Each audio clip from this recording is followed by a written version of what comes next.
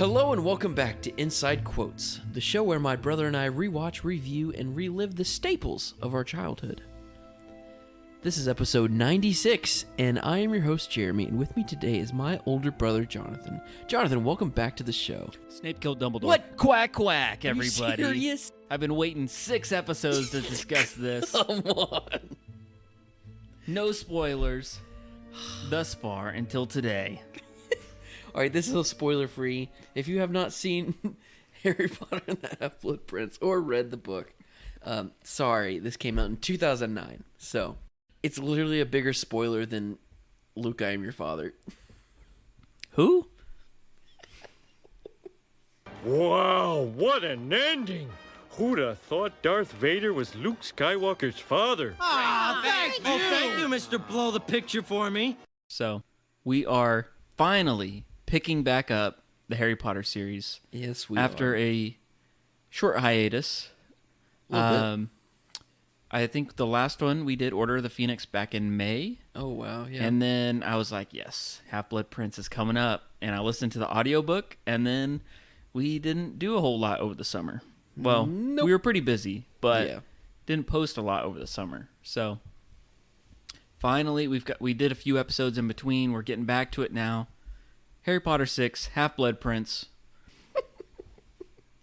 Let's You talk sound about like it. some like artist trying to make it on the world, and they're posting on the Instagram story like big things coming soon, Big like things. a SoundCloud rapper. New single dropping on SoundCloud. Inside quotes. Oh boy. So yeah, Harry Potter and the Half-Blood Prince came out in 2009, and this is one of my favorite movies of all time. And I know people hate on this. I'm just saying in general because I love the Harry Potter movies. But Right. this one is just super special to me because it's a complete different vibe switch to some others. And it has nothing to do with the book, although it does get darker. But just this movie in particular is so different. And I think it's because of all the love. You heard it here, folks. It's in the air. We got all these people spilling the tea. We got couples blooming. It's a little Is that the word for it? I little thought the word dramatic. was snogging. okay. That was my vocab word. Vocab word snogging. All she wants to do is snog me. My lips are getting chapped. What a gross sounding word for that activity. That is so gross. Anyways. When I think about this movie, the first thing I think of, maybe not the first thing, but I always think of my favorite Recut trailer of all time. Oh yeah. You know what I'm talking I know about? what you're talking about. I love it. You know, you've probably seen different things like, oh, this movie recut as a horror movie or something like that. And it makes it look like it's a scary movie when it's not that at all. That's not this. This is if Harry Potter was a teen comedy trailer. And basically it just takes like all the scenes of like the teen romance and stuff and like makes it look like it's this teen like Yeah. school comedy. It kind of is though. I mean, it Still. is, but it distills all those scenes and like uses the music to just like make it look like one of those. And that's always been like one of my favorite like recut trailers. Yeah. It's so funny. Yeah, no, the love is in the air. We've got some 16-year-olds, I guess. Most of them are 16. Mm-hmm. That's about the time where kids start to fall in love with their first loves. This is interesting because that is like the balance of the darkness in this this book, in the movie, because this movie gets dark. Them dark arts, bro. We got them dark arts. Speaking of dark arts, we got a new Defense Against the Dark Arts teacher, and that do. would be an older teacher. Everyone knows it's the dark arts. He's fancies. Severus Snape finally gets the position he's been wanting for years. And he gave up potions because this year we have a new potions master in the shape of a Horace Slughorn, if you will. Oh, I thought he was in the shape of an armchair. He was. That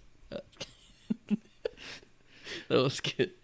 But yeah, we got a new potions master, which is a little switch up because usually the defense against the dark arts gets replaced, and it did. But this is where I wanted to become. Like, if you had to, we've been over this before. If you were to become a Hogwarts student and you had to pick a class to, like, your favorite class, what would that be? And I picked potions. Yeah. But Slughorn is the reason I picked potions, because I don't know if I could handle Snape for 5 years. No, absolutely not. Even if I was a Slytherin. But yeah, no, Slughorn is like, he's like full of himself for sure, but he's still nice. And he like encourages people to be good potion people, potion masters. And it's really, really cool. And it makes me want to do that. He brings like a lot more light naturally to like the dungeons and stuff. It's not as like dark and drabby, and so it looks just like more fun and more like the ambiance has completely changed now that he's moved into there. I think in all the older, like especially in the first couple movies, all the potion scenes were like you could hear like dripping noises in the corridor, the pipes with the weird music. And but this is like he brings warmth to the dungeons. Yeah, and I feel like I could be wrong, but the other movies, those scenes with Snape are just mainly to highlight the tension between Harry and Snape. Yeah. And this is the first time where you like really see them like in potions class. Yeah. And you spend a lot more time in there naturally because of the story of the book. And you don't spend any time with them in Defense Against the Dark Arts. What? At all. There's no scenes with Snape as the teacher. That stinks. That's a big omission. Because that's one of my favorite scenes in the book is their first experience with Snape and as their teacher in Defense Against Dark Arts, and Harry just gets all snarky with him. Yeah. Oh man, what he had. It's like, you don't have to call me sir, Professor. The gall he had. That was so funny. And he got detention and everything. And then he was like, oh, sorry, I can't do a detention because I have to meet with Professor Dumbledore. Yeah. Sorry. I feel like Snape should have been in this movie a little bit more than he was. He was in there enough. He was in the key scenes that you needed, like the Unbreakable Vow. Yeah. You see him, like, talking with Malfoy here and there, trying to, like, help him or, like, keep him out of trouble. Yeah. And, of course, at the end, but I feel like he should have been in it some more. Yeah. Definitely. So we all know that since the writer strike's ending, and before this writer strike, we heard that HBO was going to be rebooting the series as a TV show on there, as a chapter by chapter, book for book per season reboot, if you will. And there's been some mixed reviews, mixed hot takes.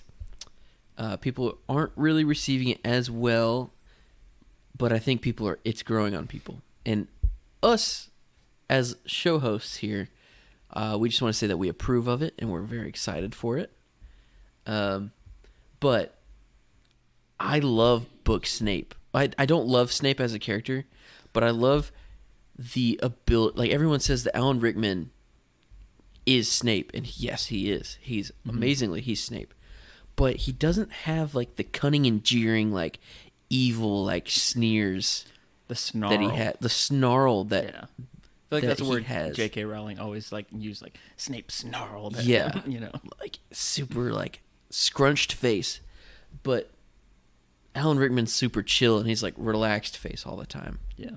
And he's just like, I couldn't be bothered by maggots like you. And then, like, I don't know, it's gonna be so cool. See, I hope they can change up and not just do an Alan Rickman impression, because that would just make people upset anyways, you know? You might as well go for it. That's where I'm at. Like, I want it to be different than what we've had before, because we've still got these movies. We can still love all the casting choices and everything. Like, I'd be curious if they did make some different Here's choices what with the characters a little bit. Here's what I want. Are you familiar with the show Drunk History? No. Yes. I've heard of it. Okay. I've never watched any of it. Okay, I so really don't know much about it. It is basically people get drunk, celebrities get drunk, and then they tell a historical story. Okay. But it's in the style of they tell the story, Yeah. and the reenaction is going on while they're telling it. Okay. So yeah. kind of like in Ant-Man, where he's telling them about Right. the heist and stuff. That little scene. What's his name? Lewis, Lewis. I think. Yeah, and it's like while he's talking, He does like the they're storytelling. doing the recapping. talking. Yeah. I want that to be just the audiobook of Jim Dale, and then just them just mouthing the words. That'd be. I'd be fine with that. You know. Be interesting. Jerry, can I tell you about how I picture Slughorn from Okay. reading the book before I saw the movie? Jonathan, how So- did you picture Slughorn? I'm so glad you From asked the 'cause I've beginning been, of the I've been movie. dying to talk about it. Okay. I'm glad you brung it up. So the book describes him as having a like walrus mustache and being like kind of a heavy set kind of guy. Okay. So my mind instantly combined two people or two characters. All right. One was Jamie from Mythbusters What? because he's got that mustache Okay. Yeah. and the beret.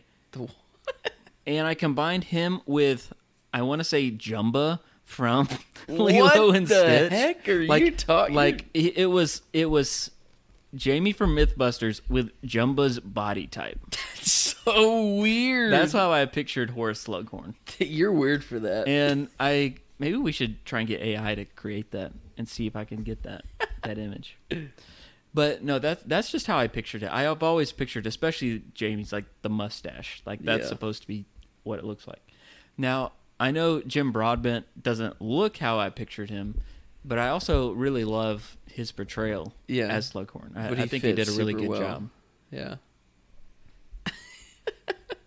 That's so weird.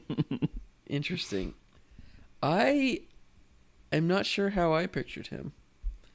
I guess I don't really have I guess he's always been Slughorn to me. Because Yeah. I guess I didn't really read this book before it came out.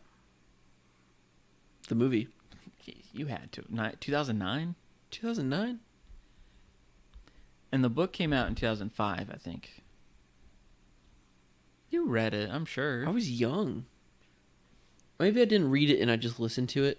Mhm. Because at that point, y'all were getting the book at the midnight release, and I didn't read it because y'all were reading them first. And all I We were remember, not going at midnight to get these books. okay, now you know what I mean. Yeah. Back when people used to do that, Yeah. but the only memory I have with this particular book, I'm just talking about the book version, is y'all reading the book at the same time, getting multiple copies, and then just pretty much reading it all in one day. And then I don't know if this is how it happened. This is just how it happened in my mind. But me and Mom were out at the dinner table, and you and Justin were reading it, and all three of y'all came into the room, and you were like, "Snogging? What? And then Mom was like, "That's what I was thinking. What in the world? Why?" And y'all all like came up like you instantly knew that's what you were gonna bring up. That's like after you guys had all three read the book. That's the first word that y'all thought of. No idea what it meant. So I thought that was interesting. But yeah, no, I was probably doing was working my way through the other books. Mm-hmm. Because I don't know, fifth grade, maybe. I Around would have this been a time? junior in high school at this point. Yeah. 11th grade. Okay. So sixth grade for me. Sixth grade, yeah, for you. That was my Hunger Games time. Okay, all right. But surely, Nuh-uh. 100%. I read there's Hunger no Games. way. I read Hunger Games in 6th grade. So you're right. I probably read this way before. I probably listened to it before.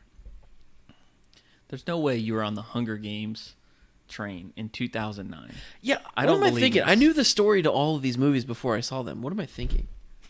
I'm so dumb. Okay. Yeah, but I would like to put it out there that I did read Hunger Games before. It was cool because my mom was a librarian and she made me proofread it for cuss words, which there were a couple. So, did you get to mark it out with the Sharpie? yeah, it was fun. Nice. Censorship.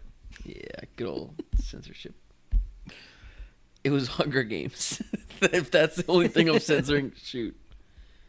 But yeah, so the book, I remember people loving this book so much. And what's crazy is that y'all's first reaction to the word snogging, that being the first thing you talk about besides Dumbledore dying.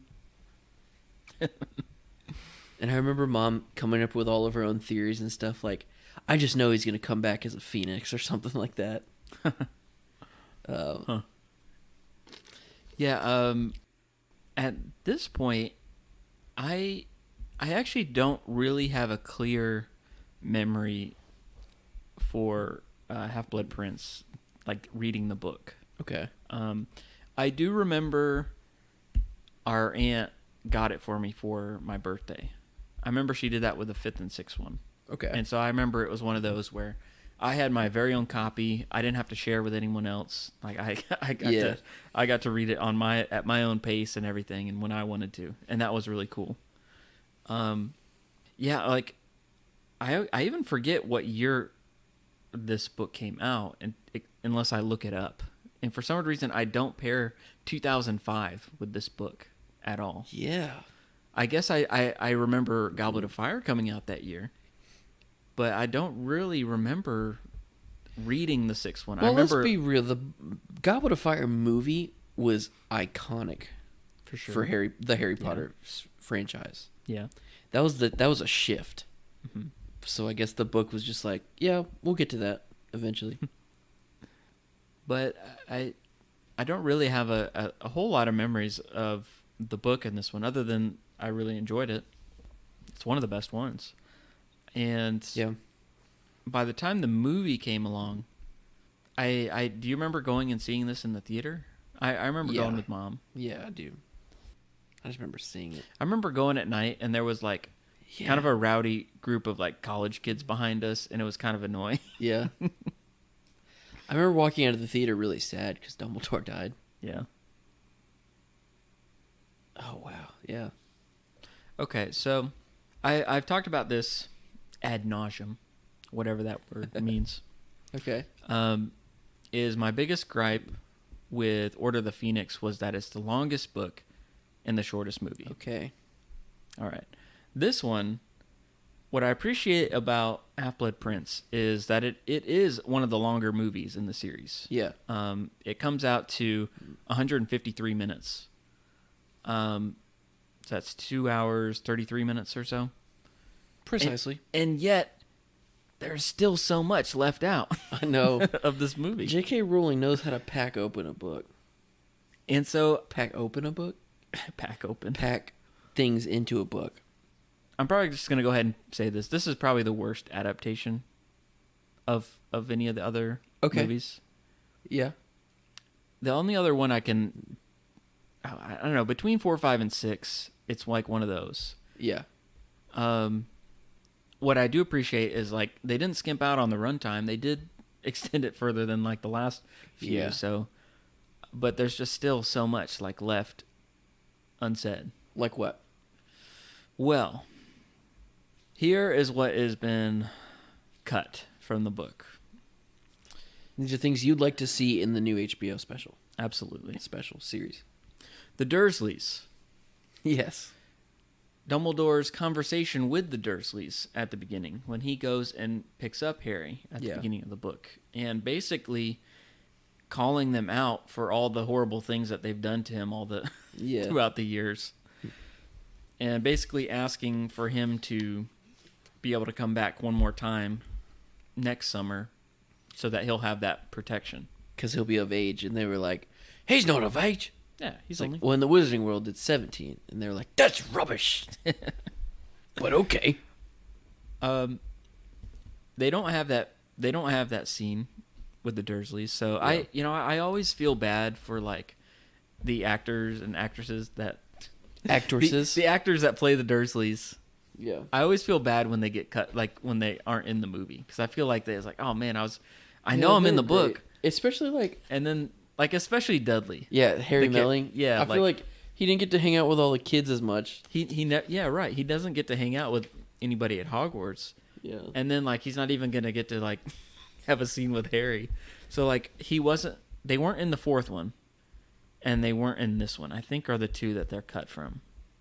Yeah, they were at the beginning of Order of the Phoenix. They had that scene. And Deathly Hallows. And I guess technically they're not in Deathly Hallows Part 2, but okay. You know.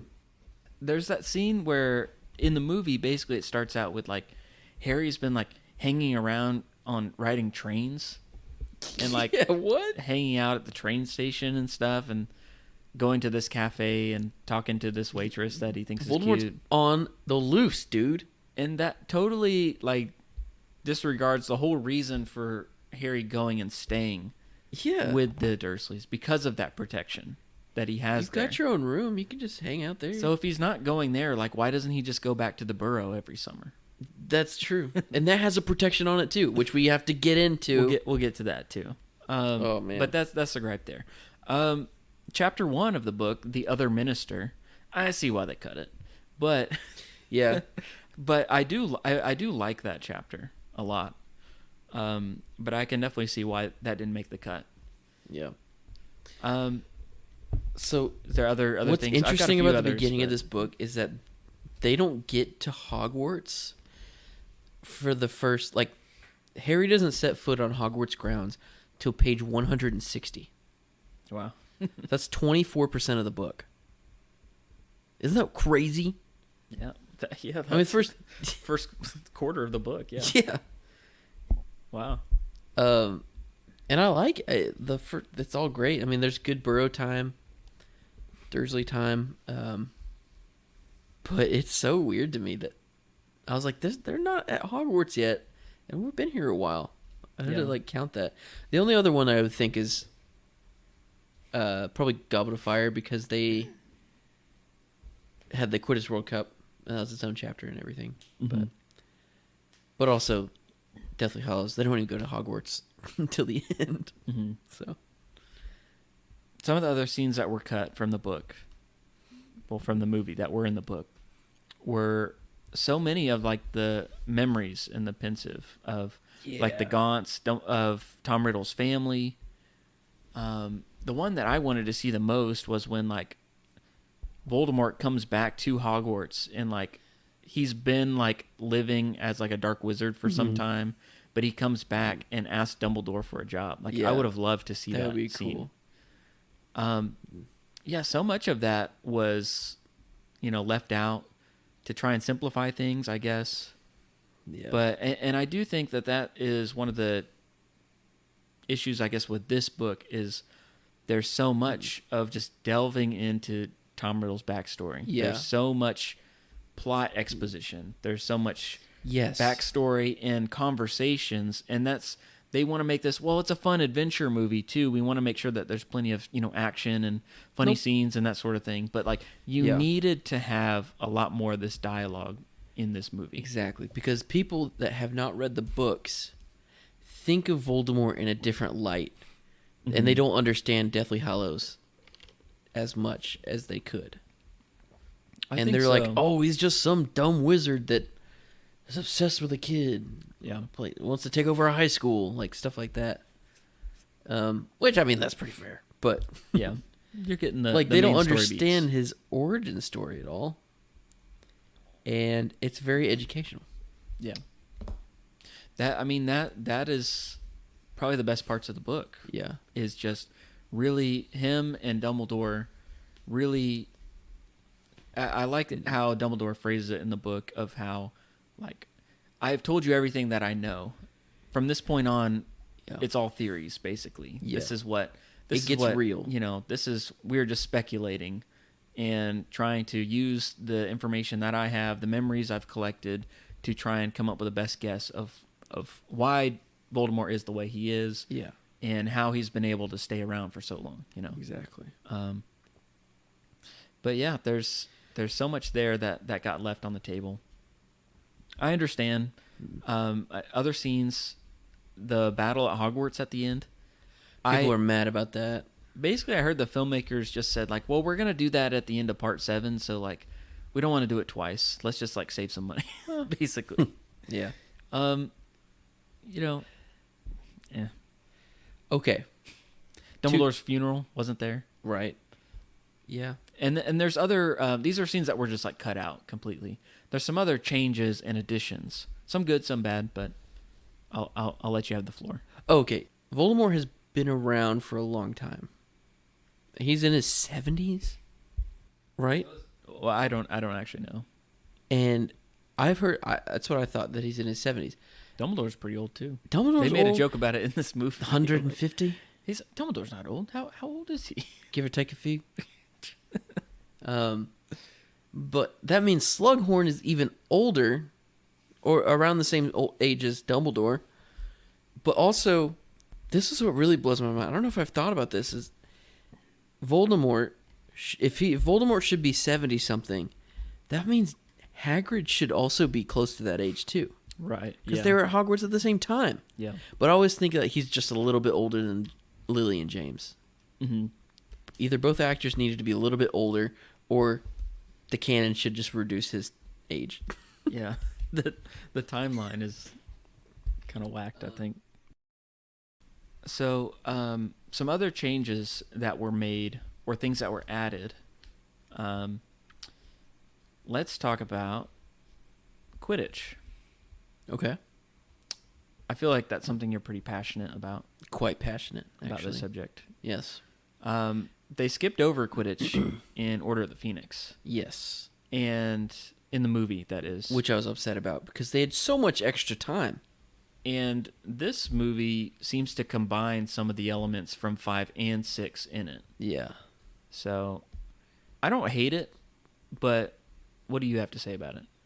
Well, first of all, Ron was already on the team. Right, yeah. He didn't need to try out in this book. Yeah. Actually, didn't he have to try out again in the book? Yeah. Okay, yeah. Yeah. But he was on it the they year made before. So Angelina, she was graduated, but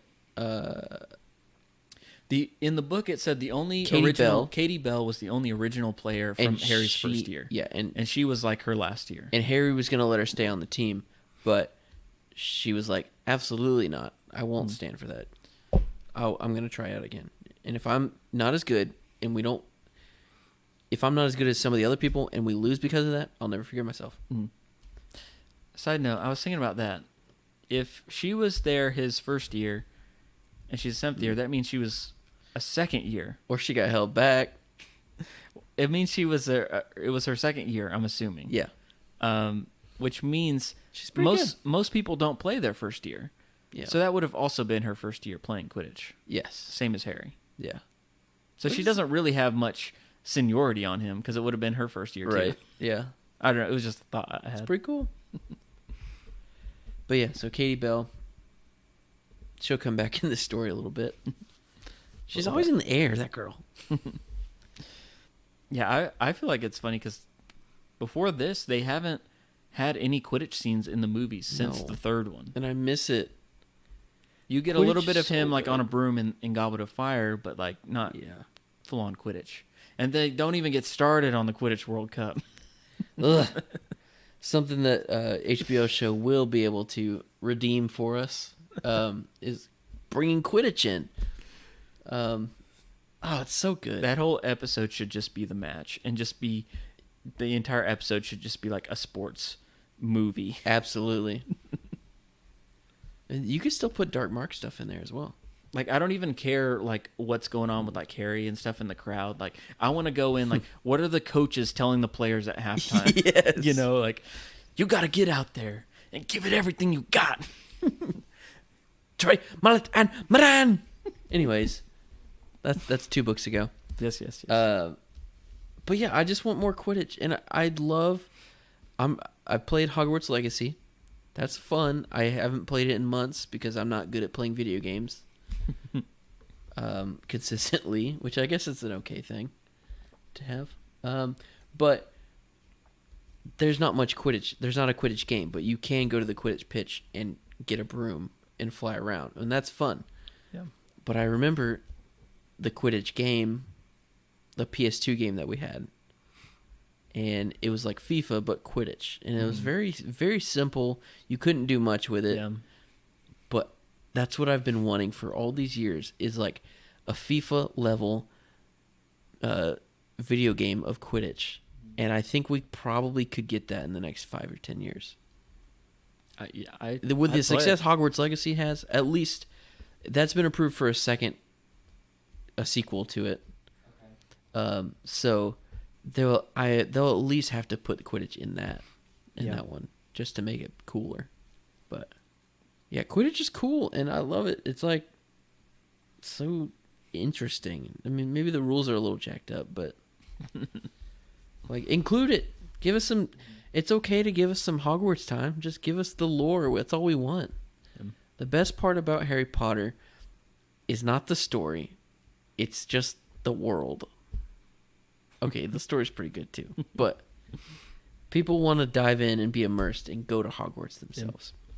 Yeah. So, and yeah, they definitely just combined elements of the story from 5 and 6 and put it all in this movie. And so that always confuses me as to what happened in what book. Yeah. I never remember until I go and actually read the book, and I'm like, oh yeah, okay, that didn't happen yet.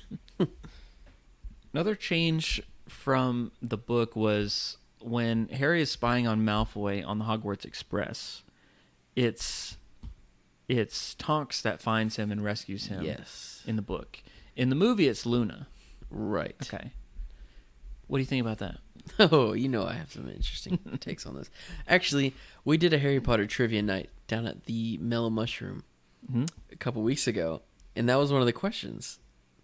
And I knew it because I just read it that day, and I was so excited. I don't know if this is a hot take or it is a take, but I don't think I like Tonks. Okay. I don't think she adds to the story whatsoever.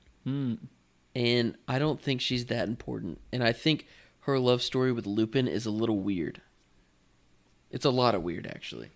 And I don't think it's that. Obviously, Lupin thought it was weird, too. But I don't like it. And I think the direction... It comes out of nowhere. Yeah. She just added... She's just... Where was she? Order the Phoenix. That's it. What does she do? She's an Order? Yeah. She's good. That's how she contributes, I guess. I guess people like Mundungus Fletcher. Nobody likes him. Of it. Nobody likes him. But like, I don't know. It's just like, what does she add to the story besides just an extra character? I mean, not a whole lot in the movies. She's related to Sirius. In the books, she just has this role of being like happy-go-lucky, kind of like fun, quirky kind of person. Yeah. That, has a good sense of humor and that sort of thing. Shape shifts like her face. Yeah, she's got these powers. Changes her hair. And they aren't really able to spend too much time with her in the movies, but yeah. But I've always thought that was kind of a weird pivot. Sure. For her to be like in love with Lupin. Right. And then everyone thought that she was just like upset because her cousin died. And she was depressed about Sirius Black's death. But it's just like, yeah, in the Order of the Phoenix, she was a fine character. It was fine. Yeah. She wasn't like, nothing to write home about. I don't think she was really anyone's favorite. Maybe a couple people, but... I can picture some people feeling like, oh yeah, that's my favorite character. I'm very shape-shifty. But in the book even, like, I'm actually happy that the movies took the liberties and switched it. That's like one of the only changes I think is perfect. Because why would she be on the train? For protection? Mm-hmm. It's got Hogwarts protection on it. I don't know if she was on the train the whole time. I think she may have been stationed like at the station, like in Hogsmeade. Okay. And saw that Harry didn't get off. And so she explored the train. Still. But... It makes sense. I like Luna discovering him. Yeah. Because just simply to have her something to do in this movie. Like, you get an extra scene with her. Because she's not really in the book that much. No. And really the only scenes you have with her in the book is her, like, kind of being like depressed and missing her friends from the DA. Yeah. Like just kind of like saying things like, "Oh, it was nice having friends for a while." Yeah. You know, it was like having friends. Yeah. And I just like how she's such an NPC in this movie. Mm-hmm. She's just like in the background, just vibing with like her Gryffindor costume on. Yeah. Even though she's a Ravenclaw. Yeah. She's so chaotic. I think she's awesome. And giving her something to do is great. And I don't think if people are mad about that just because they're not being pure to the book, like, okay, this is the Half-Blood Prince, get over it. It's only half pure. It's not.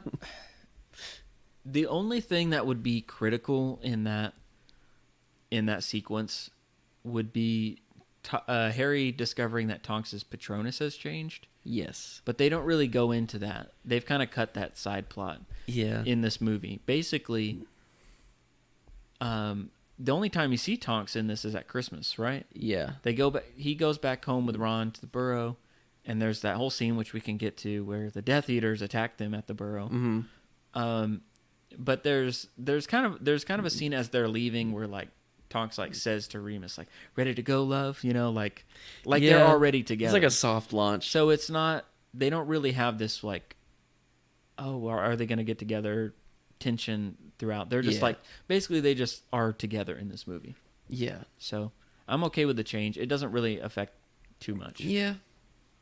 Now, what is the point of having the Death Eaters at the burrow? No idea. Because that defeats the purpose. Like, there's protection charms on the burrow. Otherwise, he could just live at the burrow. Mm-hmm. And then also, if they didn't, they wouldn't. Anybody could just walk up to their house and burn it. They would have done it a long time ago. It's definitely not going to be like the kids going to run chase a werewolf in a corn maze, Like a marsh or something. Yeah. Yeah, it's weird. Weird choice. That scene gets a lot of hate, I feel like, and Because they could have just used that 5 minutes or so and put it in a Battle of Hogwarts. Yeah, I guess so. Yeah, maybe that is something that they considered. Like, we don't want to go through doing this whole Battle of Hogwarts. We need some more action in here somewhere. We need to increase the stakes somehow. So let's do this scene in the middle here. Yeah, that's kind of all I can. That's the only reason I can come up with. What did you put in my drink? Did you touch my cup here? I don't know what you're talking about. The lid has clearly been opened. Nope, I don't think so. I wish this was a video podcast right now. If we're lucky, the rest of this podcast might go pretty well. I would say so. Jonathan, I actually didn't put it in there. I was just giving you confidence, but so that you can be good at it. I acted like I was putting Felix Felices in your cup, but I didn't actually though. So rest assured. No. So I have in my hand, which nobody can, for those audio listeners that can't see which is all of you. I have a replica bottle of Felix Felices. And I got it from some of my friends. Shout out to Abby and Alex. Last year when I did my first theater Fiddler on the Roof thing, go listen to the episode if you haven't. They sent me this on opening night, saying, "Good luck, don't break or go break a leg" or something like that. And I was like, "This is so cool." I guess I just got it on Amazon, but it looks like it's legit from Wizarding World. But it's literally just it looks like there's just honey inside of it. So I'm gonna taste it right now if you want to. You want to taste it? Yeah, I need a little liquid lug. It's really cool to look at. Now, I did not brew this potion. Okay. Had to be FDA approved, I'd say. So, all right. Cheers. Cheers. Ew. It has a honey texture, honey stickiness, but zero flavor, I would say. It just tastes like corn syrup to me. You start to taste something sweet, and then it just like vanishes. Yeah. And it turns into luck. Whoa. So anyways, I figured I'd crack open that bad boy. But it looks really cool. I probably will not be finishing this. And just keep it in the bottle just because it looks so cool. But, yeah. I'm feeling lucky. I think I'm going to get going. I think I'm going to go visit Hagrid. I just feel like it's the place to be. Well, by all means, Professor, come with. Come on, Harry. We've got a game to win. Well, I feel like we've talked about a lot of the changes from the book and the differences, stuff that got left out, stuff that's been added. Let's talk about some of the good scenes, some of the best scenes, some of the funniest scenes. I think this movie is probably The funniest. We could probably have a debate between this and Goblet of Fire for like the funniest. I think this one probably is the funniest. I would. This one agree with probably that. is. Yeah, a little too funny. You think so? I think there is a balance between super dark and funniness to balance it out, but it does get a little too much. It's really, really heavy on the awkward like relationship stuff. Yeah, that's true. With Goblet of Fire, I think that it just has like a very funny sequence getting ready for the Yule Ball. Yes, I feel like in the midst of like a very serious in tone movie. Yeah. But like there's just a montage of like tons and tons of scenes, and not that there isn't funny scenes, but just like the Yule Ball leading up to that is pretty funny, I think. But this has just a lot of like the teen romance throughout, and a lot of like awkwardness, awkward dating, tension, and some of it I don't think is intentional. Now we could talk about this. Some of it is, I think some of it is intentional. Some of it is just like awkwardness of like chemistry between actors, and it's awkward for us to watch, and probably wasn't intended. There was one scene though I thought I was actually cracking up like out loud at. It's just a very subtle thing. It's not even a quote, but it's like when Ron and Harry are like on the train back at Christmas time, and Lavender comes up and like blows on the glass and fogs up the window and draws like the heart, 1-1 in Lavender, Yeah. And Harry in that scene, just watch Daniel Radcliffe. Like he does not know what to do, and he like doesn't even like want to look up. So he's just like looking down and just like patting his knee, and like he like like the thing in the back seat of a car that you pull down and it's got cup holders. Yeah. He's like pulling that thing down, like just like trying to be like it's captured his attention suddenly. Like to This just is not so look at Ron. fascinating. This furniture we've got. It was just so funny to me. I thought that was funny. That's funny. I mean, do you want to get into some of the romance? I do. Okay, so this is me. Not. First of all, I guess do we want to talk Harry and Ginny, or do we want to talk? Well, we kind Ron of and brushed past the Felix Felices thing. What? Well, just like that whole sequence. Do you want to come back to that? Oh, people think that's the funniest part of the entire series. There's a lot of great quotes in that. Like, Sir, yeah, and the Pinchers, of course, Pinchers, and I don't know. It's like a little. It's a bit cheeky. Mm-hmm. It's so funny, and my favorite part about that was when they're at the Aragog's funeral, and he's like, "Did he have any family?" And Harry was like, "Oh yeah, yeah." So yeah, no, I think that's the funniest part of the movie, I guess. I sort of get the feeling that people treat that as the funniest scene of the movie, as much as people treat the first 10 minutes of Up as sad. Mm-hmm. The same caliber. Like that's the pull-out scene from the movie, It is a good scene. Sir. This you don't get a lot of Hagrid in this movie either, and I think that's a good time to have Hagrid. No, yeah, it's a good scene with him. Yeah, I love the music as he's given the eulogy, like, farewell, Aragog, king of spiders, arachnids. No, the music swelling and stuff is so sweet. It could have gone longer.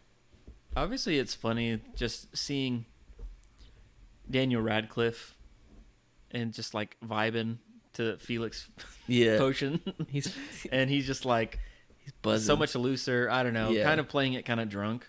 Yeah. But it's also funny in the context of the book too and story.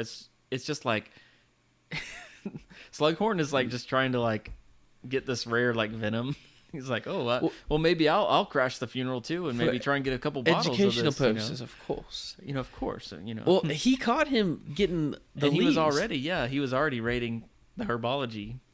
Oh man, greenhouse. What was the plant called? The venomous tentacula. I think that's it. Oh yeah, that is it. Yeah, venomous tentacula. Mm-hmm. Late at night stealing them, and then also the venom. He just likes to he wheels and deals venom on the black market. Yeah. Purely he likes the finer things in life. He does. He's got a certain lifestyle he needs to uphold. He's got to make these connections with people. It makes sense. He's the potions master. He should be taking stuff from herbology. I mean, yeah. Why wouldn't they give it to him? Yeah. Hopefully, he's not like destroying someone's like project that they've been growing working on all year. No, that's a Professor Sprout's side hustle. Oh yeah. His teachers don't get paid enough, Dealer. so she sells that. She sells the leaf. Yeah, we can go back to the romance if you want. Do we want to talk Harry and Ginny first, or Ron and Hermione first, or Ron and Lavender? What me and Lav have? What about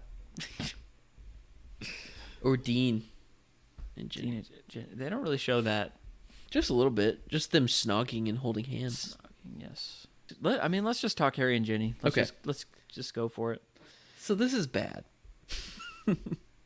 I think what I love Bonnie Wright, and she's Ginny. I mean, she's not the Ginny from the books, but she's a version of Ginny, and we find it's a source of bad writing, result of bad writing. I for her character. I think the dialogue is so awkward. It is. Like I think there's a lack of chemistry between the two, but I think the dialogue is just not good writing. But also, it's the director not like saying, "Hey, we need to do this more naturally." What's going on? Open up, you. Open up, you. Ew, that was so awkward. Ew, no. Shoelace. That was so awkward.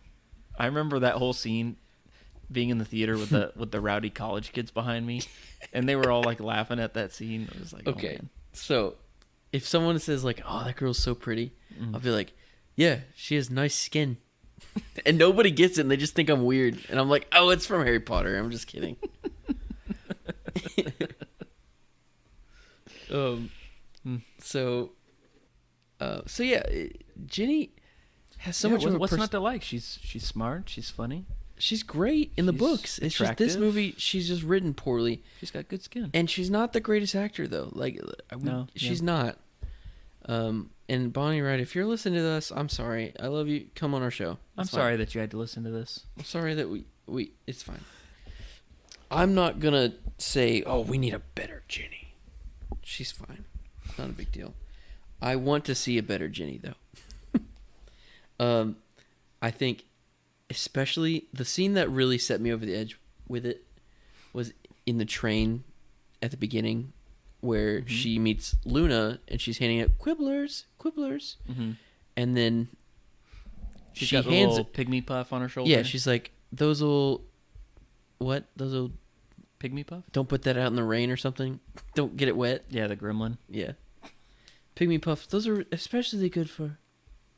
Or she says something like, they like to sing on Boxing Day. Oh yeah, they especially like to sing on Boxing Day. Stuff like that.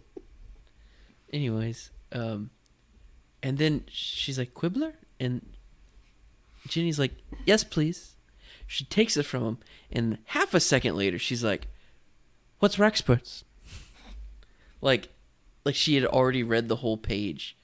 Like, it was unnaturally quick. Yeah.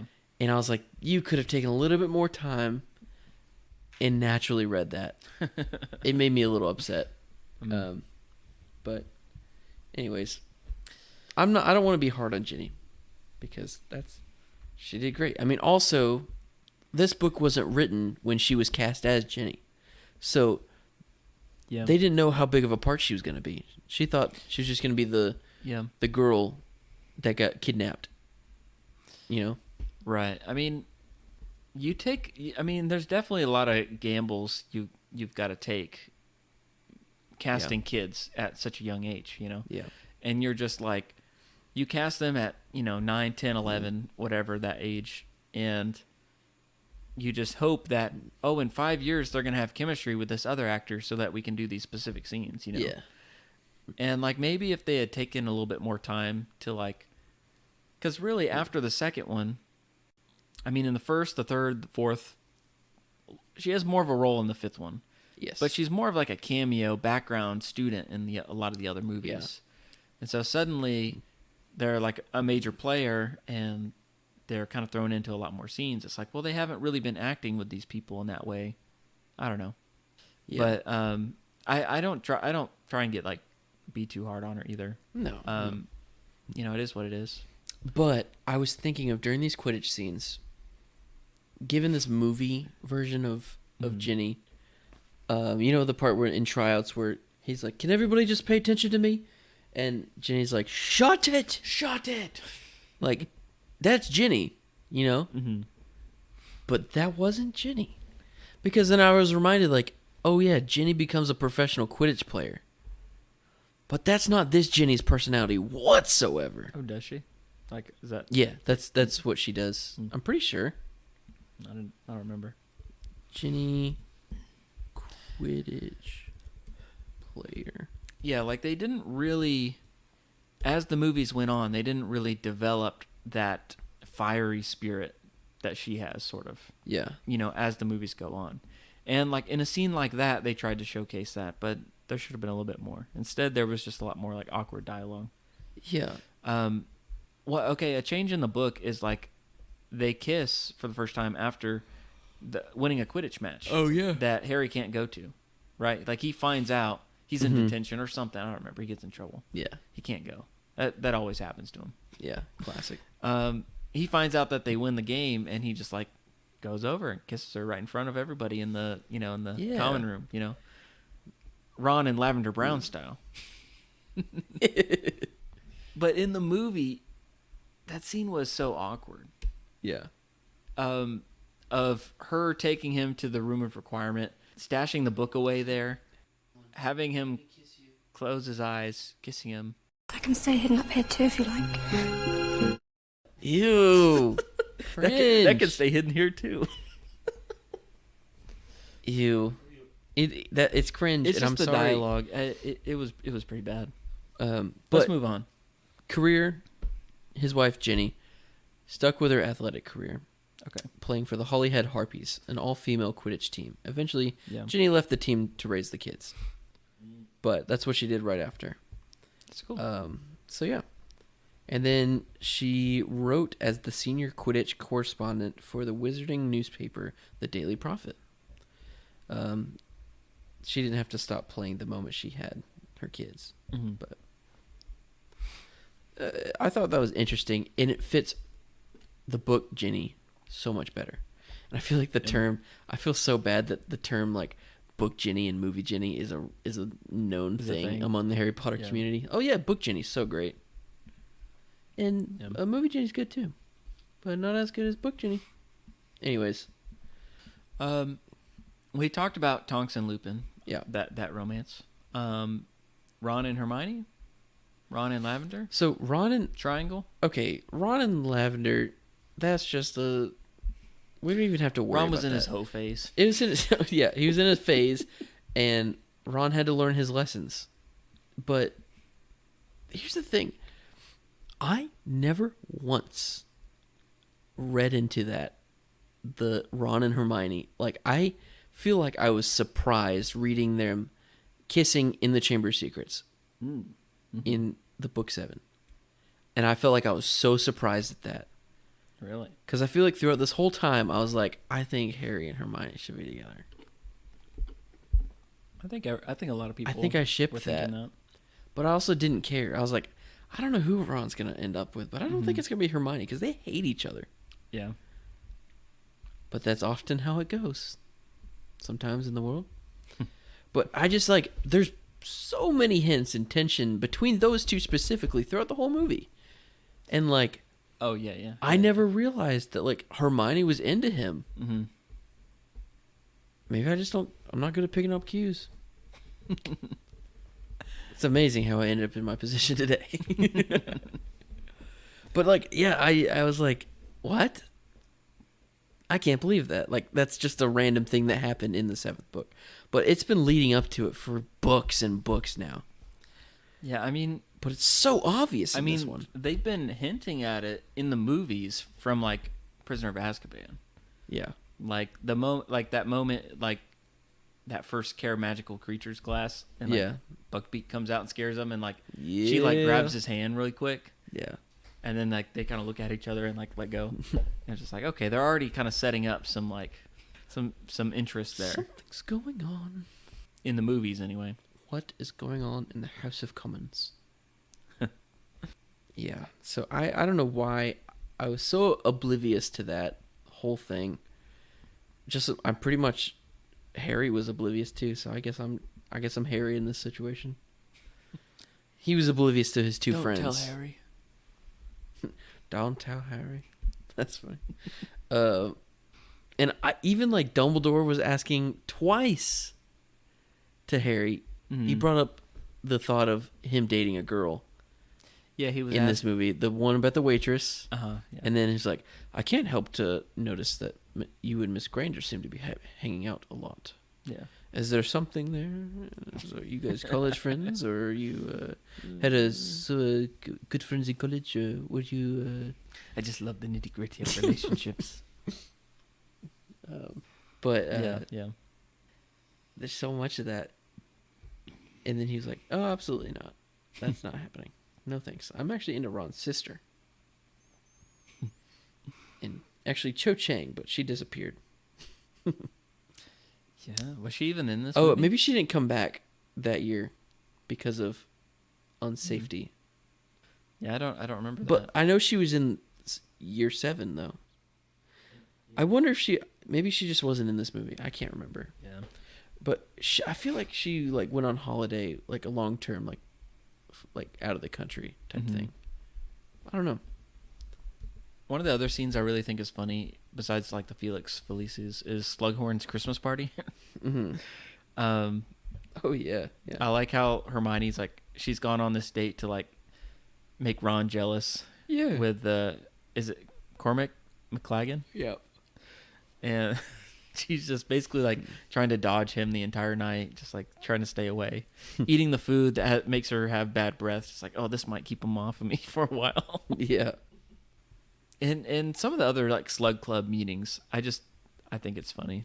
Yeah. Slughorn's whole preoccupation with trying to wine and dine people and network and, oh, do you know so and so and this person, and yes, yeah, you know. He's always just like bragging about the people he knows and the things he's been able to do. The love potion scene, where Ron eats all the spiked chocolates in Harry's room. Oh yeah. That you kind of get a scene.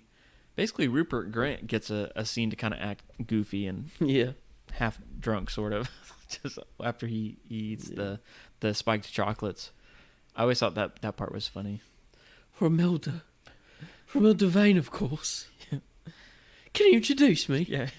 Okay, you love her. Have you actually met her? No. Can you introduce me? These girls, they're gonna kill me. You're gonna kill me, Harry.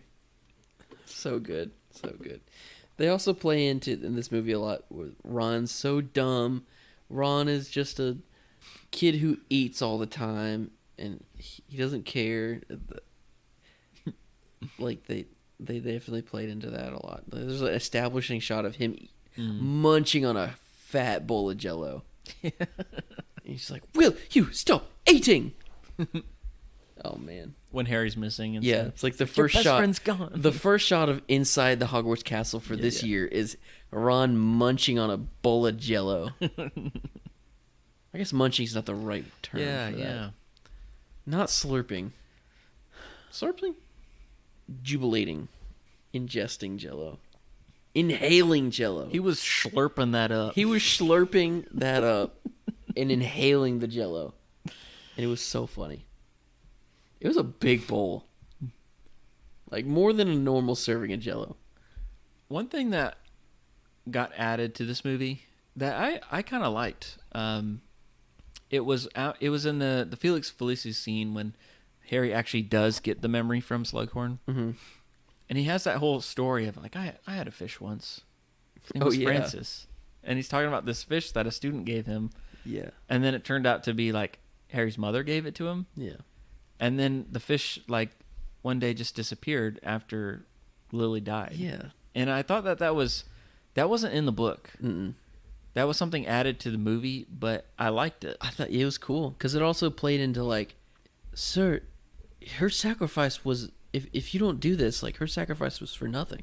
Yeah. And he like played it into like him getting the memory, and I thought that was cool. It was like an extra thing, and it made sense. Yeah. That they would have having that personal connection to Lily would help him. It's not just that he had the magic potion to make him do, get the things he wanted, Yeah. So I thought that was cool. One last thing about the romance thing. My probably favorite awkward romance part is during Christmas when Harry and Ginny are just like getting time to themselves, and like Arthur takes a hint, and he throws the pillow down, and he just walks out of the room. Yeah. And in comes Ron with a full plate of hand pies. And it sits right in between them. It's like, would you like a pie? Pie? So funny. Oh, so awkward. That was really good. A greatly executed awkward scene. That was a scene I had in my mind when I was talking about just a lot of the awkwardness in the movie. That was really good. George in the next movie after this says, "Just trying to break the tension." Morning. But Ron is the one that's trying to add the tension. Yeah. Oh man. So Jonathan, let's talk about Horcruxes. Let's talk about buttered sausage. Talk about buttered sausage, where it comes from, what it does. Why is it doing what it's doing? Get it out of my face.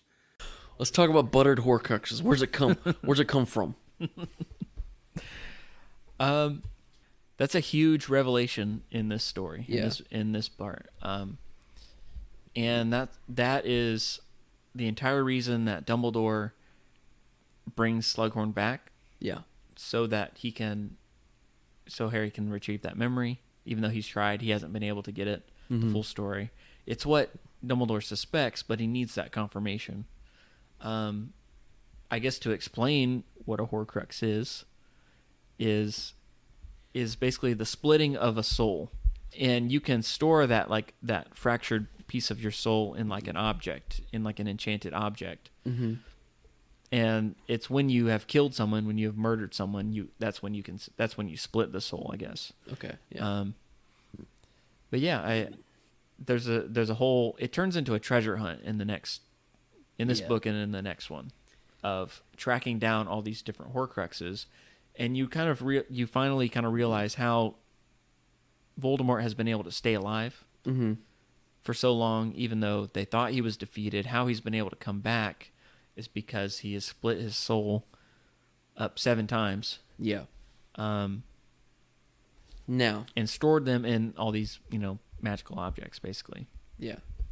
So I've got something to read off. One of my friends sent this to me in a group text.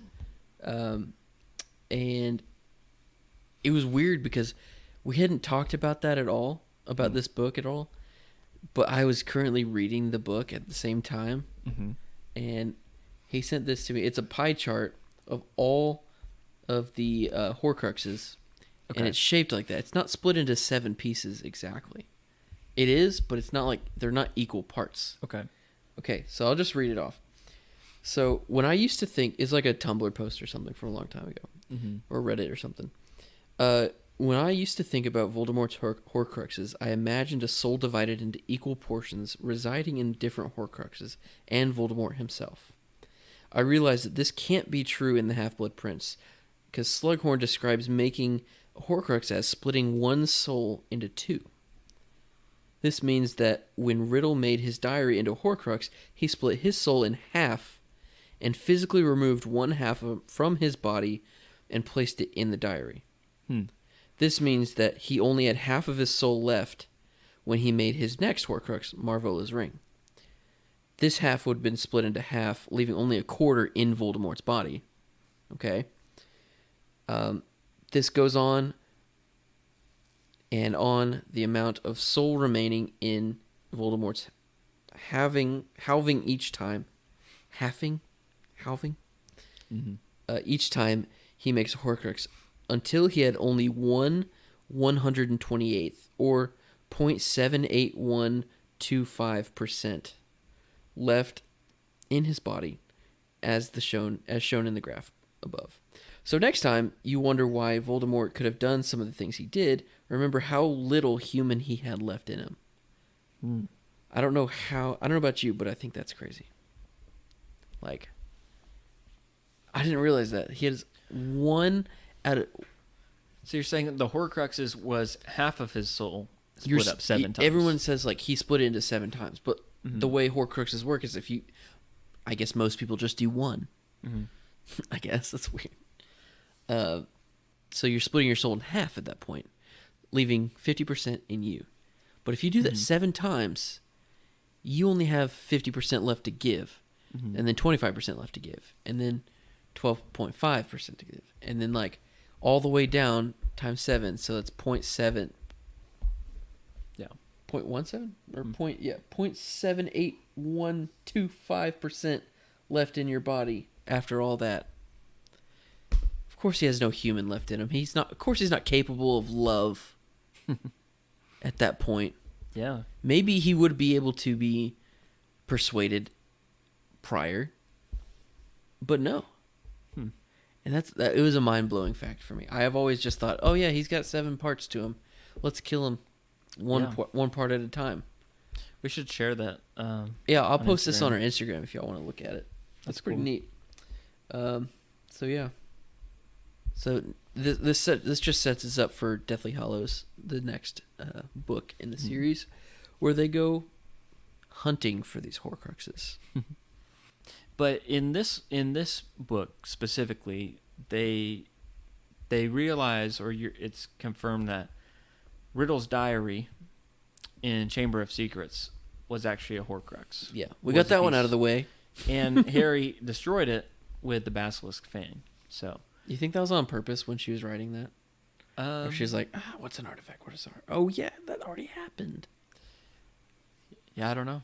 It's tough to say. I think that she had an idea of stuff, but it definitely wasn't fully fleshed out from the beginning. Yeah. Definitely not. Dumbledore at the start of this book has a withered hand. Because he has found one of these Horcruxes and destroyed it, but it was cursed or whatever, and so it I always thought he wore it so nobody could take it away, and that's why. Like, he had to wear it so nobody would, like, steal it, or so he could keep it safe until he could destroy it. And that's what killed his hand. Yeah, I'm not sure. Because he didn't have the sword with him at the time. Or he didn't know how to kill it. I think in the book it says something about he was foolish about it. Like, he underestimated it or something. Yeah. Just didn't take the proper precautions. I don't know. Yeah. He didn't wear handling it. Yeah. I mean, when Draco has the necklace that he gives to Katie, I mean, she just touches it and suddenly she's flying up in the air. Yeah. So only touch the packaging. There's 7 Horcruxes. They realize that the diary was one, and They go searching for this locket at the end of the movie, which they find out has been switched, so they don't actually have the real one. And then there was also the ring that Dumbledore destroyed. So, 2 down. 1 down, 10 million to go. There's our Holes quote for the episode. There we go. Speaking of Chamber of Secrets, when I did go see this movie, I did wonder if they were going to have the same Tom Riddle back in this movie. And they could have. They could have. They told him he was too old. He was 23. Yeah. In Chamber of Secrets, he was like 29 when they were filming this one. But they could have found somebody that looked. Even the 2 Tom Riddles in this movie from the flashback, they didn't look anything alike. Yeah. And fun fact, the original one is Ray Fiennes' nephew. Oh, really? Like the young kid. It's like, I could talk to snakes too. Oh, yeah. The one that talked like this and was creepy. Yeah. Tell me things. I can make... Whisper things. Prove it. Anyways, yeah, that's Ray Fiennes' nephew. And it looks like him. But the kid that... no offense to the other kid that was just like, I was wondering if you could tell me more about a Horcrux. That's not Tom Riddle to me. Yeah? He's not Tom Riddle. That's a Hufflepuff energy at best. I'll take Justin Finch Fletchley at best. I definitely see him as a Slytherin for sure. Maybe not Tom Riddle, but he definitely acts the part of like this like swarmy suck up that would like want to be in the Slug Club for sure. Yeah. Like definitely he plays it that way. I don't know. I kind of liked him. I think you can, but I always wished it had been the other guy instead. Well, yeah. Even then, like if this guy, like Ray Fiennes' nephew, you could hallucinate him looking like the original Tom Riddle. Well, just a little bit. I mean, he also looks like Ray Fiennes. Yeah. But he looks not like this 6-year guy. I don't know if he's 6-year or not. He doesn't look anything like any of the versions of Voldemort at all. So yeah, that took me out a little bit. That casting choice, which is crazy because, like, this is the best casting series of all time. Yeah, I agree. I think I feel like it could have been better for Tom Riddle. Because all the other casting choices have always been just top notch. Yeah. One thing we should talk about is this is like Draco Malfoy's movie. Oh, like for Tom sure. Felton. Like this is his time to shine. This was his time to shine. This was his chance to like try and add some drama, try and show off his acting chops. Yeah. I think he does really well. I don't think it's like a breakthrough performance for him.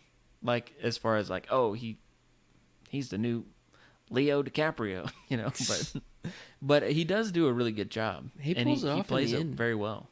Yeah. He plays demented very well. Mm-hmm. Very stressed out. Yeah. Very well. Yeah, I think he did a great job. Mm-hmm. I have to do this. Yeah. That's the big pull-out quote for me for this movie. What other quotes you got for this movie? Plus, they have the pinches. I like What Lav and I have. what Lav and I have. It's that guy that gets a girlfriend is immediately doling out advice. Yeah. I wrote down, but I am the chosen one. But I am the chosen one. Okay, sorry. Could you introduce me? There's a lot. She only likes you because she thinks you're the chosen one. How much is this? 5 galleons. But I'm your brother. 10 galleons. One quote I've always liked when they go to Slughorn's house and Dumbledore's just like, Horace, mind if I use your loo? Oh yeah. Could I take this? I really do love knitting patterns. Knitting patterns. When they're at the I truly am sorry. She was indeed very pretty. There's plenty of them, and you can't go through them all. Unless you're just reading a script.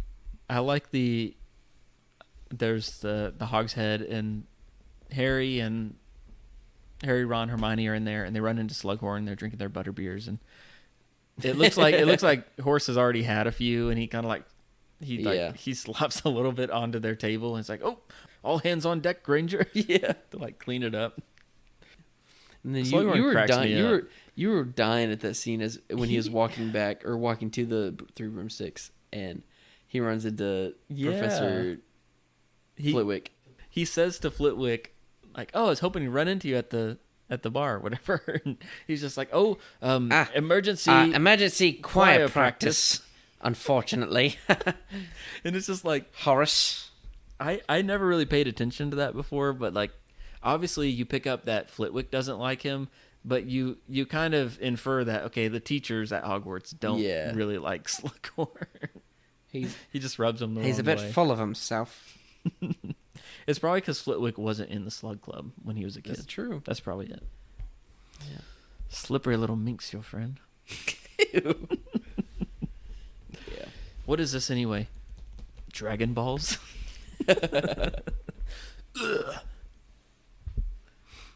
Another scene at the Christmas party when Snape comes up to Harry and tells him, like, I've got a message for you. Dumbledore's traveling. And he's like, so he won't be able to have his meetings with him. And Harry's just like, traveling where? Snape just like looks at him. It's like, doesn't say anything, just walks away. Yeah. It's like, I'm not going to answer your question. So it's kind of like not a quote. It's not a quote. It's not a quote. I just love the way Snape just looks at him. Just a look. And just like, no, I'm not answering that question. Alan Rickman is irreplaceable. But he will be replaced. And different, I hope. Replaced.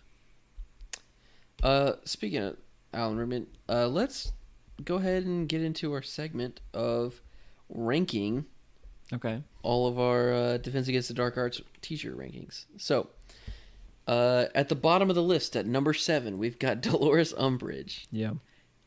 And number 6, we don't have anybody because we know Dolores Umbridge is the worst. Yeah. We've got number 5, nobody, because we know Dolores Umbridge is the worst. Number 4, so far, we have Quirinius Quirrell. And Voldemort Head. Yeah. And then number 3, much to your chagrin, we have Gilderoy Lockhart for number 3. Do we really? Yeah. Is that what we agreed on? Yeah, that? we agreed on that. Okay. And then number Not 2, in my heart. Not in my heart. Not in your heart. He's number 1. I know. Number 2, we have Alistair Moody with an asterisk because it really wasn't him. It was really Barty Crouch. And then number 1, we've got Remus Lupin because that's a given. Yeah. But you do make a good point on Gilderoy Lockhart. So if you would like to adjust, I just think we talked it out before. We did. We came up with it. I don't think we need to change it necessarily. But if you just been a felt while. strong about it, I'd be okay with it, I guess. But Barty Crouch was such a good teacher, though. Yeah, I think that's what won me over. Yeah. Was that he was a good teacher. He was legit showing them dark magic that they needed to learn how to counteract. Yeah. He's the one that suggested to Harry for him to take on the career path that he wants to. Yeah. So I mean, there's a lot there. I mean, let's see here. There's only been, if you want to think about it this way, experience level, there's only been 2, count them, 2 Defense Against the Dark Arts teachers that have not dealt in the dark arts. Yeah. That's Remus Lupin and Gilderoy Lockhart. Barty Crouch, Death Eater, dark arts. Quirinius Quirrell had Voldemort on his head, dark arts. Snape, double agent, dark arts. Killed Dumbledore, dark arts. Dolores Umbridge, do I even need to dark arts? Okay. And then Electo. I mean, not Caro. really dark arts, but because it's not like More she's like like a pink Death Eater or arts. anything. Yeah, the pink arts for sure. Evil. Okay, no, she used I the have no Cruciatus idea. Curse, and she used like the hand scar stuff. Sure, she's that was some dark arts, and she's dark arts. She literally held. I know she's like morally evil, but Lockhart also, I mean, would like steal from people and use memory charms on them. To, Okay, you know, it's like, Yeah. That's some dark arts. But did there. Lockhart have Voldemort lock it? No, he did not. Now I honestly have no idea where to place this one. So yeah, Have you given this any thought? I know he's above Snape? Quirrell. He's above Quirrell, and Snape is a good teacher for something he's passionate about. Mm-hmm. I feel like he'd be a better Defense Against the Dark Arts teacher if this whole storyline was not going on, and Voldemort wasn't a thing, and he was defeated for real, and it was just a normal year at school. Mm-hmm. Sure, he'd be a little mad, but he'd be a little evil and stuff. But like, I feel like he would be a better Defense Against the Dark Arts teacher than he would potions. But the charm of a Defense Against the Dark Arts teacher is being on the kid's side and defending with them, and not just being a part of the dark arts. Otherwise, we'd have Moody as number 1 because he has the most experience. Yeah, I will agree. Higher than Umbridge, higher than Quirrell. So, I don't think he's necessarily past Lockhart, is he? I think skills, yeah. I think He's skills, definitely more skilled. Than teaching skills Lockhart. and dark arts defense skills. And he filled in for Lupin when he was on werewolf leave. Yeah, and to be fair, werewolf leave. But to be fair, though, I think his passion has to count for something. His passion for the subject has to count for something. Well, and also taking into account his ability to be a double agent is very high skill. Yeah. I mean, that right there should make him number 1. But yeah, this is Defense Against the Dark Arts teacher rankings. Number 3. I'm not putting him over Lupin. I'm not putting him over Moody. Okay. He is better than Lockhart. But and really maybe he should be higher, but like he's just a jerk. He is. Like I would not, and that drops his teaching. His passion. He's for the not going to get subject- through the students, because of that. I'm going to go with actual teaching ability. His passion for the subject cancels out with his attitude as a teacher. Yeah. I'll take that. Okay, so you know how the Slug Club, as we're talking about the Slug Club, some people, it's a very exclusive club, the Slug Club, and some people don't get to go. But Harry and Hermione were able to go, and then Ron was always just like, man, hope you guys had fun. It'd be great if I could go, type of stuff like that. And I really wish, because Harry and Hermione both thought it was stupid. Mm-hmm. Harry was going just because he's trying to get close to Slughorn. Hermione's going because she's an achiever. Mm-hmm. Neville couldn't get in, so he just decided to be a waiter at the party. And I also thought it was funny because Marcus Belby was at the original one, the original Slug Club, but by the time he was at the Christmas party, he got demoted. Downgraded, and he had to be a server because he said his uncle and his dad don't get along. Yeah. Don't really know. How is your uncle? No, my dad don't get on. Yeah. So that was funny. And he started eating all this food and everything. Yeah. Anyways, so I thought it would be really funny to add if J.K. Rowling in the book came up with this little side quest or something. Not a quest, but just like, I wrote down, I wish the trio would have faked a celebrity for Ron to be connected to so that Slughorn would invite him to the Slug Club. And that goes two ways because not only can he be a part of the Slug Club to hang out with Harry and Hermione, solve that problem, but they can also like laugh at the idiocracy of it and mess with Slughorn. Like, oh, we gotta, yeah, he's a related to this guy. He's fake.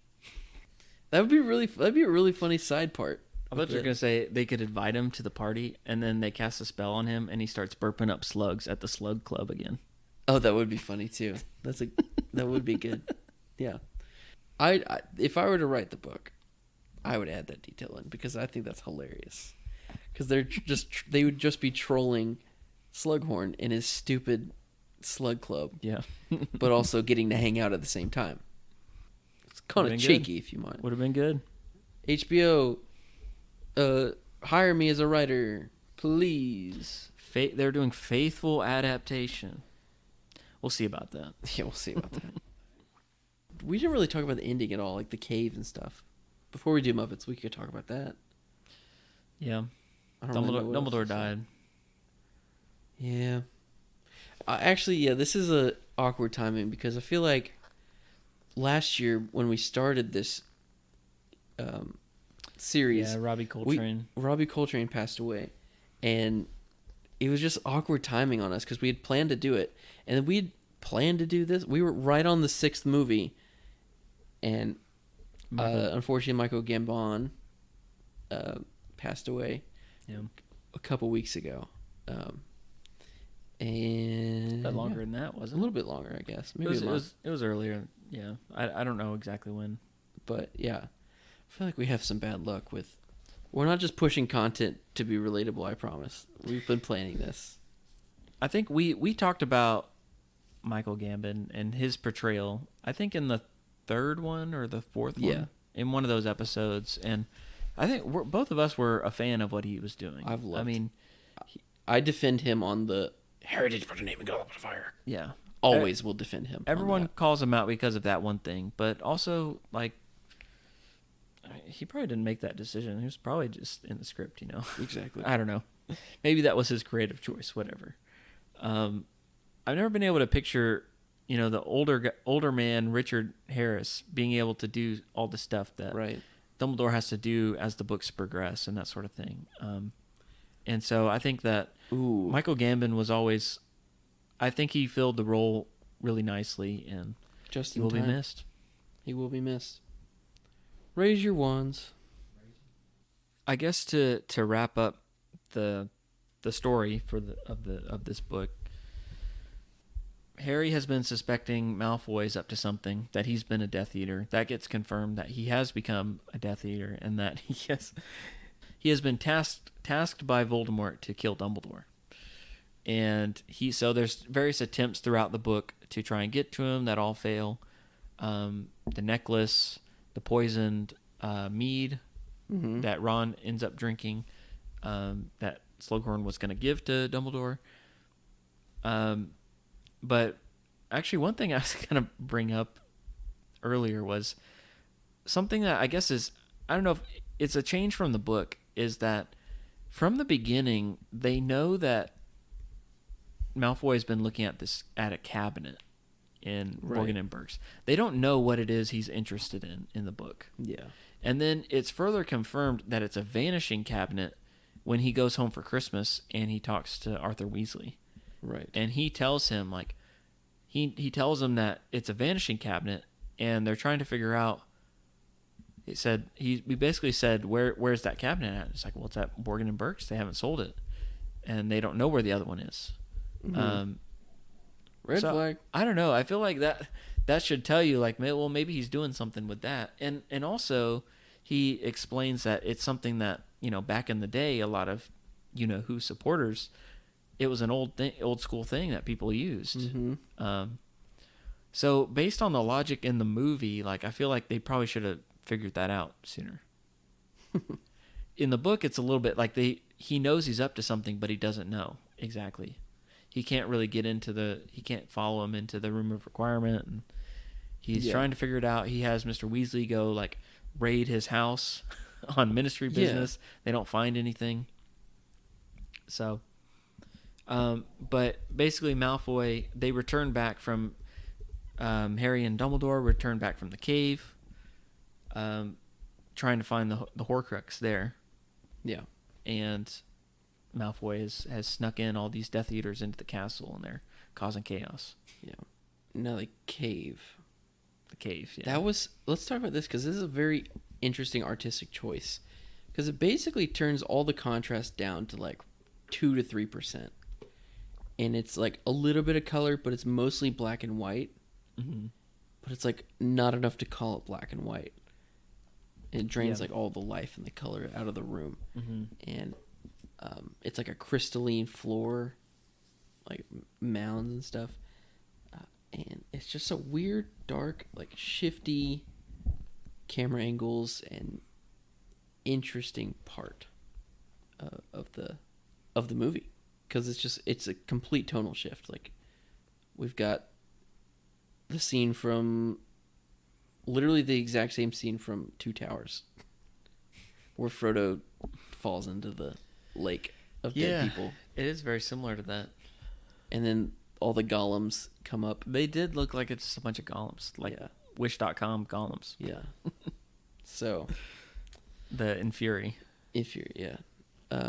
Yeah, I didn't realize like how scary that scene was, especially the part where he gets drug under the water. He went down deep. Yeah. And then, but the thing I wanted to point out the most is like, yeah, obviously, Dumbledore is getting poisoned through this potion, and he doesn't want any more of it, but he has to keep drinking and stuff. And afterwards, he's begging and begging for water. Mm-hmm. And Harry shouts "Agumenti," and he puts it in it. Water goes into the basin, but he can't pick it out because there's a magic lock or something. Yeah, a trick. It's cursed. So his next thought is to just go scoop out of the lake or out of the lagoon or whatever they're in. Yeah. But that's a bad idea, dude. You've got your wand. Just stick your wand in his mouth and go "Agumenti." Problem solved. I don't know. I guess so. I didn't think about that. Yeah, that's my first thought. It's like, okay, well, if Agumenti works in this cave, just put it in his mouth. You think people ever do that? Like, they don't have water fountains at Hogwarts because they have wands. They're just like Camelback in it. It's a Camelback, yeah. That's interesting. Okay. Gotta workshop that one. So, yeah. Yeah, one thing about this movie I remember being kind of curious about was this one was a PG rating instead of a PG-13. Was it really? For whatever reason, they downgraded this one to a PG, and I thought, well, this one it's not any less scary than the other ones. It's not any more scary. I don't know. It was a curious decision, but I mean, that is a pretty frightening scene for like a PG movie, I would think, with like dead bodies coming out of the water and trying to kill them. For sure. But at the same time, the Infuri they weren't like super graphic, and they weren't like no, yeah. I don't know if the CGI wasn't that great or something. They were just very generic, is how I would describe them. Sure. So maybe they weren't as like gruesome or something as maybe they should have been, or that would have given it like a higher rating. Mm-hmm. But they return back. They escape. They return back to Hogwarts, and Malfoy is basically confronts them on the tower like he's gonna kill them. Yeah. Can't do it. I don't blame him. Then Snape does it. Turd. He never would have done it. He didn't want to. And that was interesting because I didn't fully get. I guess I didn't read into it. Just like when he said "Severus, please." Yeah. That goes either way. It's like he could be begging for forgiveness, mm-hmm. or he could be begging for him to spare his life, or Severus, kill me. Yeah. Man. It's like a Han Solo and Kylo Ren type thing. Yeah. I think Han hit the button. You think so? Yeah. That's my theory. Because he says like, I know what I have to do, but I don't have the strength to do it. And he was hesitating, and he grabbed him. He's like, son. He looked him dead in the eyes. Mm-hmm. And you don't see his hand. But his hand was like on him. Yeah. Could have been on the lightsaber. And he just... I think he did it. So that is a story for another time. I think he did it so that Kylo didn't have to and submit to the dark side fully. Anyways, we'll get into that later. When you read this book, were you shocked by that? By Snape? Absolutely, Did you think that was... Did you think there was any redemption for him? Did you think there was any chance that he could be good? Have good motives? Not at all. I thought he was finally crossing over. Yeah. He was evil. That he was finally showing his true colors. But here's after the all thing. this time. I've been a sucker for the Snape dupe not dupe, but like the Snape dupe. Like, oh, it's Snape They're this always whole suspecting time. him. Yeah, every book they're always suspecting him of It's evil actually Quirrell. intentions. Yeah. And it turns out to be someone else. But I was also a kid. I was the target market to get the wool pulled over my eyes and stuff like that. So I was target market. I was target market. As soon as he became Defense Against the Dark Arts teacher, you knew it's over. He's got to be the bad guy. Yeah. So that's how it works in these. Yeah, I don't really fully remember. I thought it was a twist that he was evil. Yeah. I guess it wasn't until like as the 7th one was coming out that I remember going to like the bookstores or whatever. They had like displays like book 7 coming out soon, Deathly Hallows. Right. I remember getting like these bookmarks, and it was like Snape, friend or foe. Oh yeah. You remember that? Do you remember those? No. We had some of these bookmarks, and I was Well, like, that gives it away. I was gonna say, I didn't even know it was a question. Like I thought he was just bad. So that kind of tipped me off in the 7th one that okay, there's more to this than I thought. But I wasn't sure. Sure. But Snape, he kills him, and him and the Malfoy and the other Death Eaters escape. And we don't, like we said, we don't get that battle of Hogwarts. But oh my goodness, we haven't even talked about the Half-Blood Prince. Oh man, 2 hours in. What the heck? My voice is getting ready to go. Yeah. I remember people complaining a lot about the reveal that Alan Rickman did. He's like, "Yes, how dare you use my spell against me? Yes, I am the Half-Blood Prince." Yeah. I remember Snape had like his own speech, like villainous. There was monologue. There was more this whole time. There was more dialogue. There was more conversation there. That was very rushed. Ah, you got me. Like a lot of That's things. me. Yeah.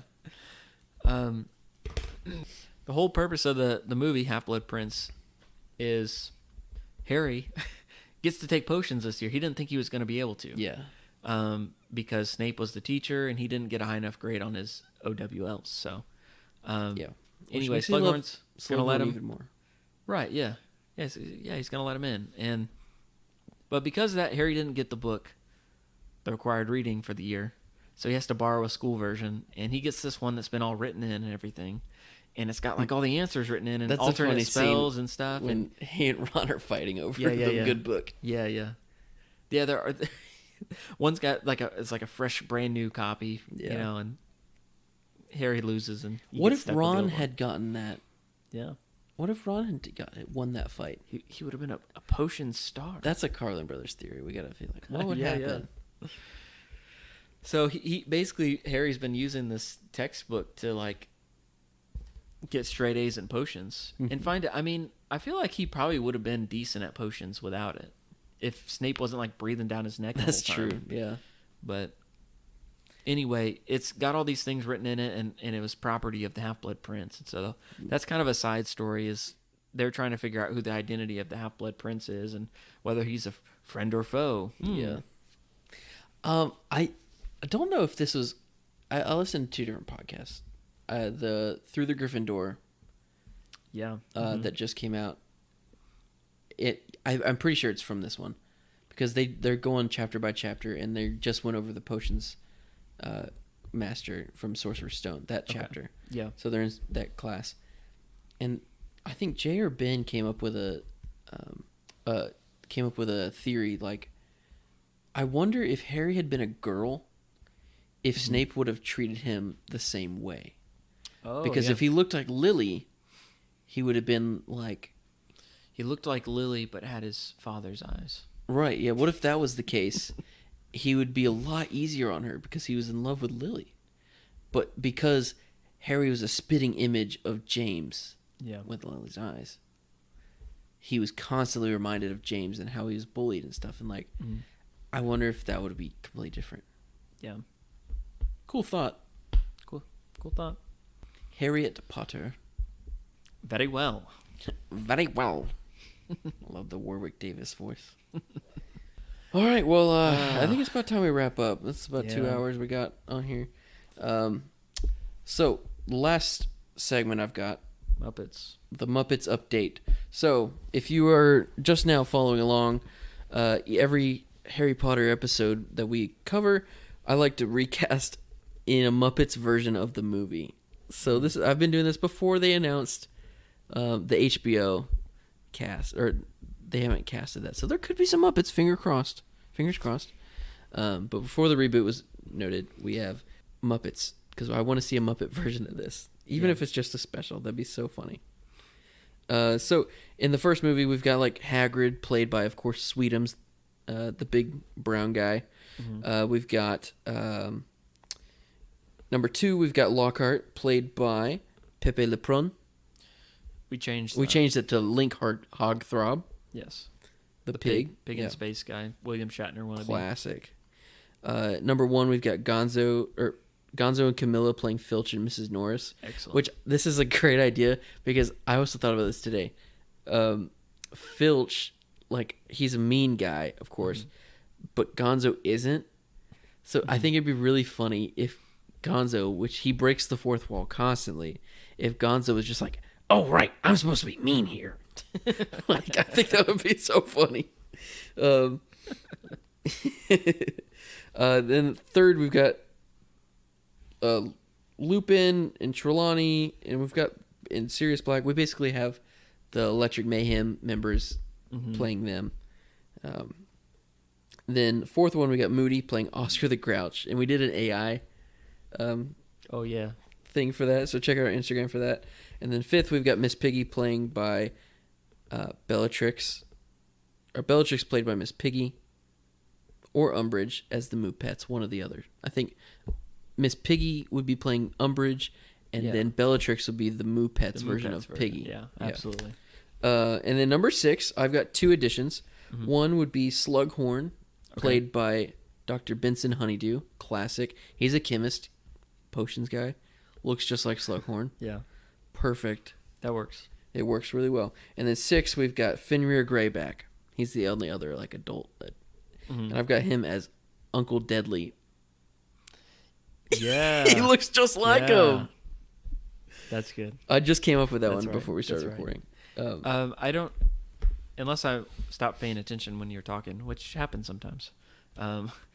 We had Kermit as we have Kermit as in Voldemort. Yeah, as as Voldemort in Dumbledore. Yes, we got the Muppets version. Okay. Yeah. But anyways, we got that, and hopefully we'll get some more for the 7th book. But I think so. Slughorn, Benson Honeydew has always been the one I've kept in mind. He's the first one I wrote down. Wow. Yeah. You've just been waiting for. I've been Half-Blood waiting for Prince that one for so long. That's that.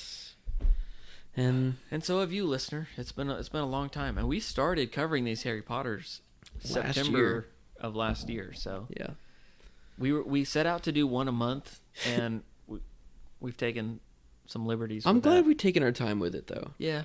A lot of these books take a long time to read when you have full-time jobs. It's true, and we like to read the books ahead of time and have time to watch the movie and everything, and I don't think that we're gonna try and finish Deathly Hallows before the end of the year. I don't think so. But that's definitely like started next year. We're gonna try and finish up Harry Potter, and then we'll figure out what kind of series we want to move on to next after that.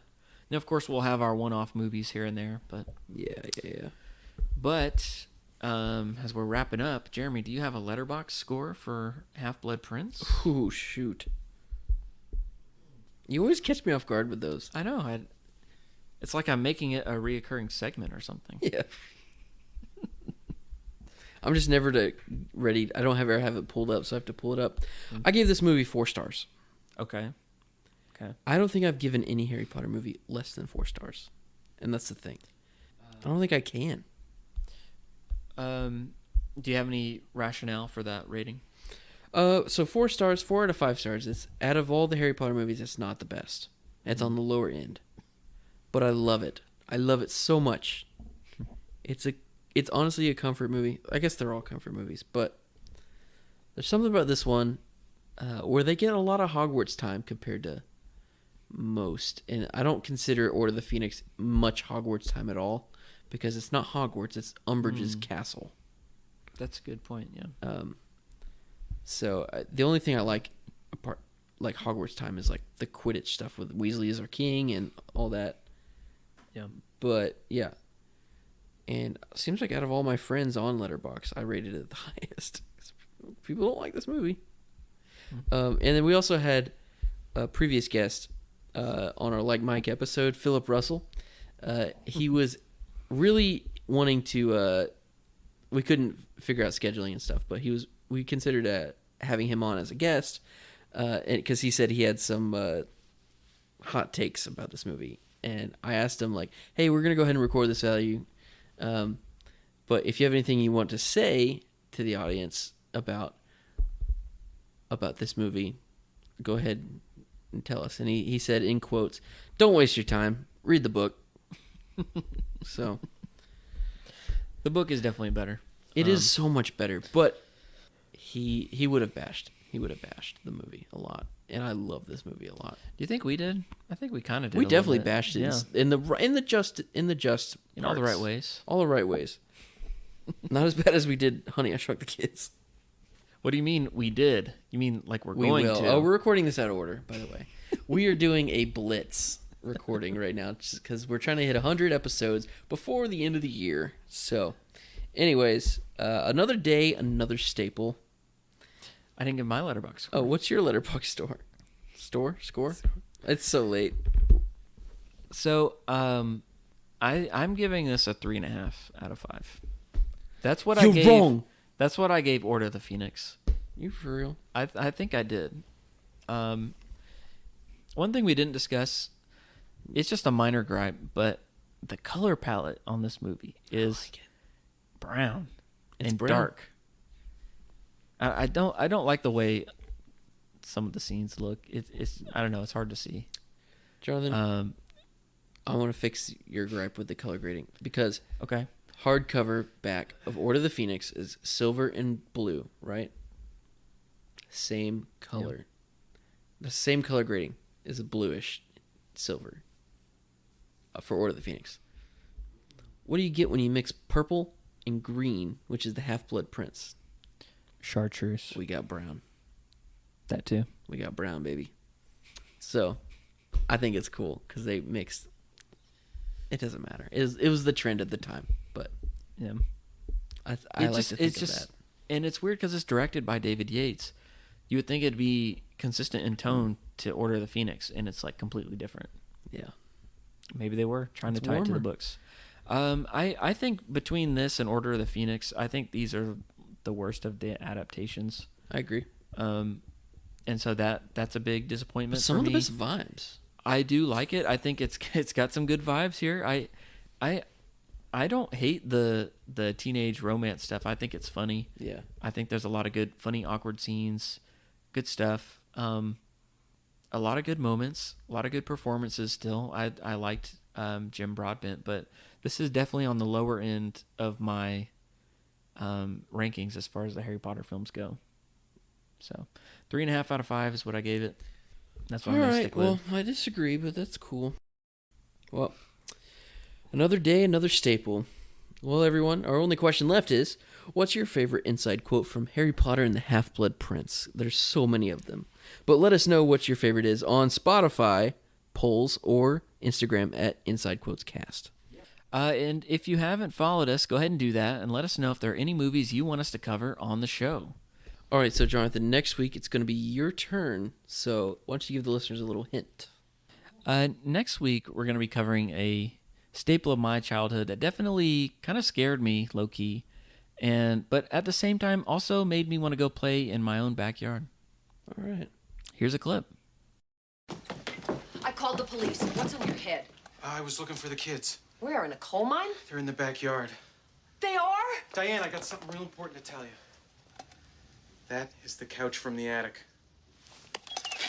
You can see the marks where Quark chewed the arms. I found it on the floor. It's my thinking couch. Wayne, are you trying to tell me you did it? It works. The machine works. Do the kids know? Well, yeah, the kids know. That's great. It's not that great. Why? I shrunk the kids. Our show art was done by Bryce Bridgman, and you can find him on Instagram at GroovyBridge. And our music was done by Alex Bird. And we would love it if you left us a 5-star review. And if you do, we promise to read it right here on the show. And we really would want that. Please write one.